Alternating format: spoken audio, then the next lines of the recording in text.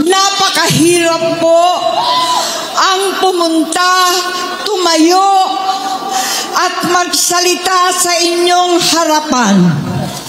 Pero noon pa man, alam kong walang madali kapag ikaw ay Marcos. Nanginginig ako at ang aking boses, hindi dahil ako'y natatakot sa inyo, kundi dahil nalulungkot po ako. Ipagpaumanhin ninyo kung sa gitna ng pagsasalita ko, ako'y hihinto, hihinga dahil sa bigat ng aking kalooban. Pero hindi yan ang dapat kong ihingi ng paumanhin. Hindi yan ang kasalanan ko sa bayan na dapat ihingi ko ng tawad. Narito po ako dahil sa tawag ng Iglesia ni Cristo para sa transparency, accountability at hustisya.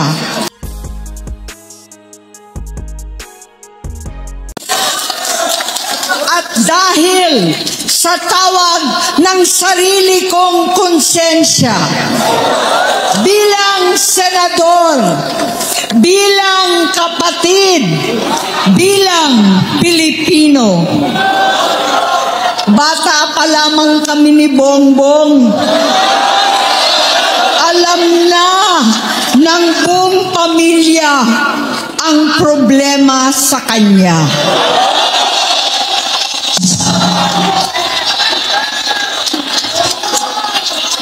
Sa totoo lang, mababasa naman ng lahat ang mga testimonya ng aking ama patungkol sa kanyang ugali at gawain. Noon, dahil may tatay pa kami, hindi ko pa siya responsibilidad. Noong tumatanda, ay mas naging nakakabahala. Batid ko na nagda-drug siya.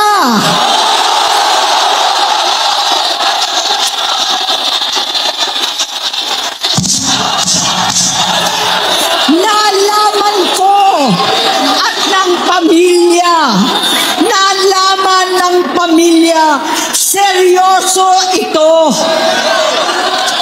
Minsan, kami ng Presidential Guard at Metro Gompa ang naglilinis tuwing nagpa-party po sila.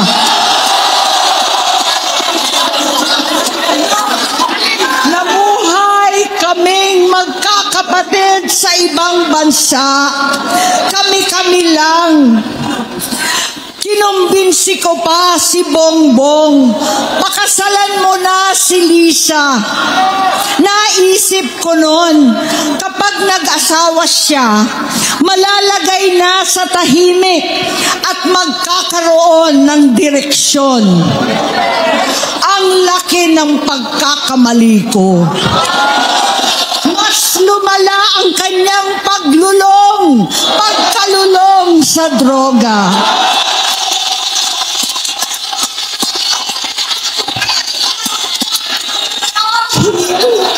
Parehas pala silang mag-asawa.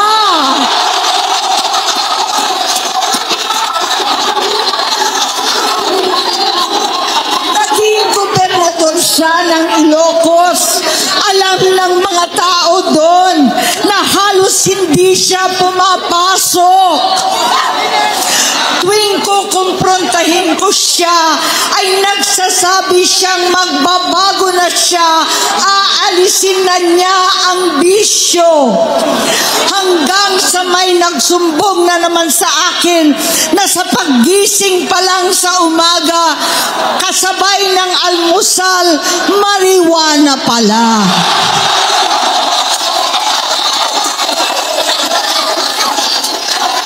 Maghapon sila. Lahat sila nagiinuman at gumagamit ng cocaine. Kasama ng asawa at barkada. Tulad ng ama ko, kinastigo ko ang mga barkada niya. Ang nasirang si Bong Dasa, si Edvi Cruz, Inigo, Tony Boy, Sap Anton, alam po ninyo yan. Paano nagre-resign na sa takot ang mga pulis nila at staff dahil sa lumalalang bisyo? Inayos ko sila dahil gusto niyang ituwid ang buhay niya. Gusto niyang mag-vice-presidente. Hindi siya pinalad at lalong nagkaroon ng oras para sa bisyo. Simula noon, naging malabo sa amin ang lahat. Kaysa mag-away, bigla na lamang lumayo ang loob namin sa isa't isa. Noong 2016, kasabay ng kampanya ni dating Pangulong Duterte laban sa droga, lumabas ang pangalan ni Bongbong sa listahan. Nakasama siya sa listahan ng mga celebrities, mga artista, Maricel Soriano at iba pa. Masinsinan kong kinausap si Pangulong Rodi. Halos manikluhod ako. Sinabi kong ayon sa kapulisan, dapat unahin, usigin ang mga pusher at saka na lamang sagipin ang mga user. Naligtas si Bongbong. Labis ang takot ko at pag-aalala. Kinausap ko siya at nagsabi siyang talagang siya ay nagbabago na. Muli at lagi, hindi ako nawalan ng pag-asa. Ako'y naniwala ulit. Mula noon na natatanggap ko na lang na balita tungkol sa kapatid ko ay regular na pagpapadoktor. Kaya kumalma naman ako. Inisip ko, totoo, dahil na-opera na ang tuhod niya sa gout. Siguro, totoo na ito. Hanggang nito, nalaman ko na tuloy ang paggamit niya sa mga party, nagarapalan, naghahain ng droga. Pinagmamalaki pa ng mag-asawang kayang-kaya nila ang microdosing ng cocaine. Hati-hatiin daw para 4 na beses sa isang araw. Hindi mabibisto. Ang pampapadoktor, pinalabas nilang pag-stem cell. Nagpapalit daw ng dugo, nagpapa-blood transfusion. Kayang-kaya raw. Hindi ko maintindihan ang pinagsasabi. Noong 2021, kahit papano, nagkikita kami at nagkakausap. Sumumpa siya sa aking talagang hinintunan niya. Naniwala ako kasi sabi niya gusto niyang tumakbo. Ang sabi ko, tutulong ako sa abot ng aking makakaya. Ipinakilala ko si Bongbong kay Inday. Naging magkatandem sila. Pagkatapos noon ay biglang hindi na niya ako ulit kilala. Kahit si Inday, nagtataka, bigla ako naitsapwera. Kahit ganon, nangampanya pa ako para sa kanya, kahit si Inday na lang ang aking nakakausap. Hindi ko alam bakit ako nakaban sa headquarters nila sa Mandaluyong. Hindi ko alam bakit walang nagre-report sa akin tungkol sa kampanya. Sa totoo lang, masakit mang aminin, nung dinidisqualify na siya, halos papaboran ko na sana dahil may nagsumbong sa akin mula sa kanyang campaign team na gumagamit na naman siya. Nung sinabihan ko, siya at mga taong nasa paligid niya, nagkaisa silang tuluyan akong alisin sa kampanya na ako naman ang bumuo Sinabi nilang gusto ko na siya ay ma-disqualify para ako ang pumalit. Hindi totoo yun. Iniisip ko ang kalagayan ng aking kapatid at paano siya magsisilbi kung ganyan ang kalagayan niya. Pero pinaparating sa akin na hindi siya lulong at minsan na lamang tuwing nagpa-party. Hindi ko maipaliwanag bakit gusto kong maniwala at hindi mawalan ng pag-asa. Noong nanalo siya, naging pinakamalayo na kami sa isa't isa. Maliban sa opisyal na tagpuan at kapag pumupunta yung nanay namin, hindi ako sumama sa loob ng 3 taon dyan sa Malacanang. Dahil lantaran na doon ang inuman, ang paggamit nila ng cocaine at mga bawal na gamot. Hindi ba nila nakikita, naririnig, kakaiba na siya magsalita. Hindi na maintindihan kung ano-ano na ang sinasabi at wala na sa sarili. Nagtatago sa kabaitan niya ang pang-aabuso niya sa droga. At nagbunga na ito ng mga nakakapinsalang maling desisyon. Hinayaan niyang kumilos ang mga nakatalibot sa kanya. Yung mga umaastang presidente habang nilululong siya ng mga ito. Hindi na kami nagkausap. Sa harap ng publiko, pinipilit kong magmukha kaming maayos. Pero wala na kaming koneksyon. Hindi ko hinihiling na maunawaan ninyo ako, lahat kayo. Sa palagay ko, ang makakaunawa lamang sa akin ay ang mga pamilyang may pinagdaanan sa adiksyon, sa inom, sa sugal, sa alak, sa bisyo, higit sa lahat, sa droga. Pag hindi ko siya nakakasama, buong aking loob na ipasok sa institusyon, ipagamot, iparehab ko na yan. Pero tuwing maghaharap kami noon, hindi kaya ng aking kalooban na gawin yon. Tuwing magsasabi siya sa akin na magbabago na siya, hindi ko siya kayang tiisin. Hindi ko kayang ipagkait sa kanyang pagkakataon at pagbabakasakali. Umaasa ako at laging nananalangin na sana, oo nga, nagbago na siya. Hanggang dumating ang 2024 at 2025, yung bisyo niya na ang dahilan ng pagbaha ng korupsyon, kawalang direksyon at maling-maling mga desisyon. Walang accountability, wala nang hustisya. Hindi na niya alam ang nangyayari. Hindi na pinapaalam sa kanya ang mga pangyayari. Sinamantala ng mga ito ang paggamit niya ng droga. Kinangkam na nila ang kaban ng bayan habang ang mga dating tumatawag sa amin ng magnanakaw ay nakakita ng pagkakataon sirain ang lahat. Nagagamit na nila si Bongbong para sirain si Inday.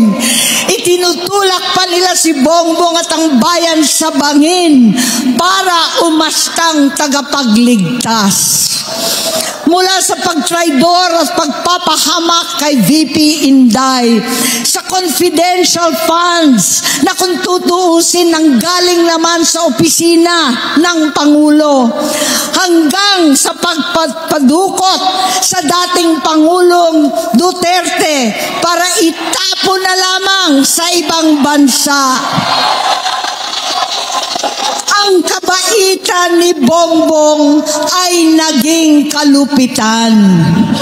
Garapalan ng pagtatakip sa kanya ng mga nasa Congress, sa Senado, mga miyembro ng kabinete. Kitang-kita na ng taong bayan, wala nang puwang ang kahihiyan. Para bang nauulit ang bangungot ng kasaysayan dinamas namin noon. 68 years old po ang tatay ko nung pinatalsik sa pwesto. 68 years old na rin si Bongbong ngayon. November 17 din, noong 2021, nung nakumbinsi ko si Inday na magbise kay Bongbong. November 18 po, bukas, ang ikatlong araw natin. 9 na taon na nakakaraan, saktong November 18 pa talaga, na pinalibing ni Pangulong Duterte ang tatay ko sa libingan ng mga bayani.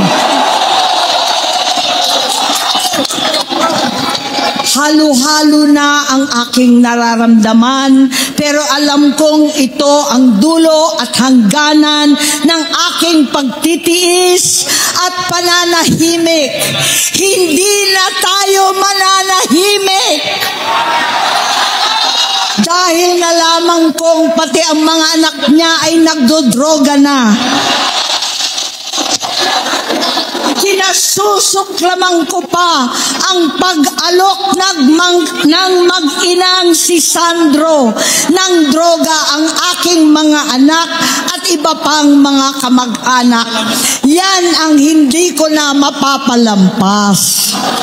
Sa loob ng halos 4 na dekada, wala akong ibang pinangarap kundi maipakita sa sambayanan na hindi kami masamang tao. Hindi masama ang pamilya Marcos. Gusto kong ibangon ang dangal ng aking ama. Sa pamamagitan na nagpagtatrabaho para sa bayan, sinikap kong maging mabuting gobernador, kinatawan, senador.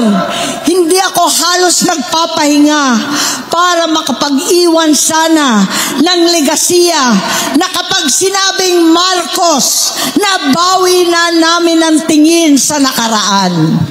Ngunit sa kagustuhan kong maging responsableng anak, matupad ang pangako ko sa aking ama, nabigo akong maging mabuting kapatid. Naging mahina ako kay Bongbong. Sa kapulisan at sundalo, sa lahat ng mga leader at tagapagpatupad ng batas, siya ang Pangulo natin ngayon. Sinabi ko kung anong kalagayan niya ngayon. Tulungan niyo akong mapabuti ang kanyang kalagayan. Tulungan niyo akong matulungan siya. Hindi niya ako kalaban. Ang kalaban niya ay ang sarili niya. At nadadamay ang bansa sa laban na yan. Bilang senador at lingkod bayan, batid ko ang mga problema at gaya ng bayan, alam ko rin ano ang solusyon. Sa pagkakawatak-watak, patuloy na pamumulitika, pagnanasa sa kapangyarihan ng mga talunan naman, kaguluhan sa Mindanao, alanganing gyera sa China at Estados Unidos, kawalang pananagutan sa flood control scam, garapalan, takipan, panggigipit sa hindi kaalyado, pagkakanulo sa kapwa Pilipino, pagdakip sa dating Pangulong matanda't may sakit upang ihagis lamang sa bansang dayuhan, pagsadsad ng piso, paglaganap ng gutom, paghihingalo ng ekonomiya, at pagsasawalang bahala sa taong bayan. Ang delubyo at kalamidad na nagdudulot ng parusa, ang korupsyon na nauwi sa kawalan ng tiwala at hustisya sa Pilipinas, sa kanyang pamahalaan, lahat ng yan ay masusolusyonan kung ikaw, aking kapatid, magsaayos ng iyong sariling kalusugan. Kapag humupa ang ingay sa politika, kapag umuwi na kami sa aming pamilya, hindi bilang senador, kundi bilang ate, bilang si Manang Amy ni Bonget, kaya itong sasabihin sa harap ng taong bayan, sa harap ninyong lahat at sa harap ni Bongbong. Bonget, magtatatlong taon na tayong hindi nagkakausap. 3 taon ko nang sinusubukan muli na ako'y pakinggan. Siguro ngayon ay makakariting ng buo ang gusto kong sabihin. Walang mababawasan, hindi madadagdagan. Bongbong, nag-aalala sa'yo si Manang. Tuwing nakikita kita sa TV, gusto kitang puntahan. Napakalaki ng pinagbago mo. Itsura, pagsasalita, takbo ng pag-isip. Minsan, napapatanong ako sa sarili ko, ikaw pa ba yan? Si Bongbong ba talaga yung nakikita ko? Pero ako, ading ko, ako pa rin ito.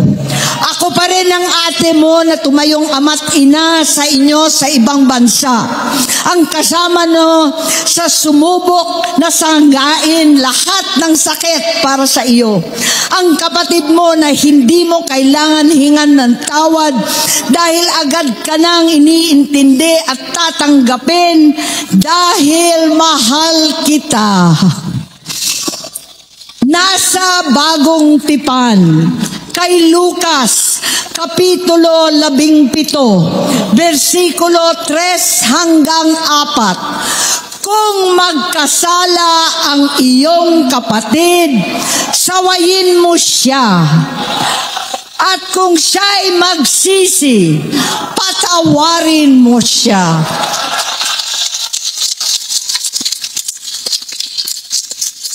Tama na, ading ko. Tapusin mo na ang paghihirap mo at ng bayan. Gaya noong umalis tayo sa palasyo, kaya ko pa rin hawakan ang iyong kamay. Huwag kang matakot. Malaki na ang dulot sa iyo ng droga. Sinisisi ko ang sarili ko dahil hindi ako nakinig sa mga sumbong. Hindi ako nakialam. Hindi ako maniwala. Pero hindi pa huli ang lahat. Tama na, ading ko. Magpahinga na tayo. Umuwi na tayo.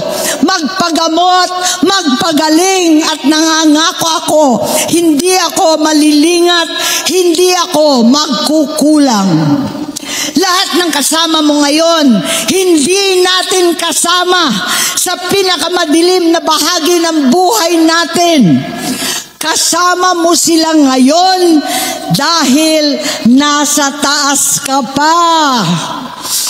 Ako at ang ating mga tunay na kapatid dito sa Luneta ang kasama mo kahit magdilim ulit ang lahat. Talikuran mo ang iniisip at ibinubulong nilang ambisyon. Unahin na natin ang kalusugan mo. Dahil sa adiksyon, nabigyan mo ng malubhang karamdaman ang buong bansang Pilipino. Matatanda na tayo.